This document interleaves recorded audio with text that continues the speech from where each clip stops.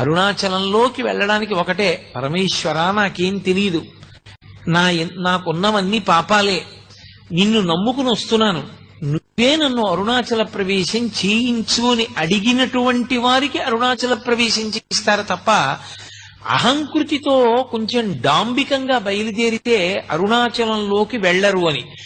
అరుణాచలం వెళ్ళి అడగని వాడిది పాపం తప్ప, అరుణాచలం వెళ్ళినటువంటి వాడికి, అరుణాచలం వెళ్ళి ప్రార్థించిన వాడికి సాధారణంగా కోరిక తీరకపోవడం అన్నది ఉండదు. అంత పరమపావనమైనటువంటి క్షేత్రము ఆ అరుణాచల క్షేత్రము. ఇక్కడే కార్తీక పూర్ణమి నాడు, మహాశివరాత్రి నాడు శివలింగము వెలిసిన కంచిలో పృథివీలింగం, జంబుకేశ్వరంలో జలలింగం, అరుణాచలంలో అగ్నిలింగం, చిదంబరంలో ఆకాశలింగం, శ్రీకాళహస్తిలో వాయులింగం, కోణార్కలో సూర్యలింగం, సీతాగుండంలో చంద్రలింగం, కాఠ్మండులో యజమానులింగం, 8 ఆయన.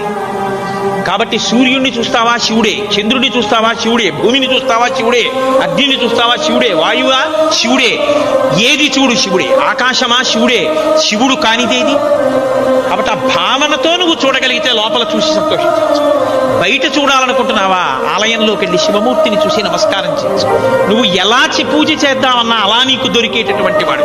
దొరకడం కాదు, నీవు ఆయన పట్ల స్వతంత్రుడవైపోయి ఆయన్ని తెచ్చుకుని అలా అర్చిస్తే ఆయన నీకు ఏదైనా ఇస్తాడు. నాకు ఇంకా భయం ఎక్కడుంది, ఇక్కడ కూర్చుని ఉన్నాడు నా తండ్రి.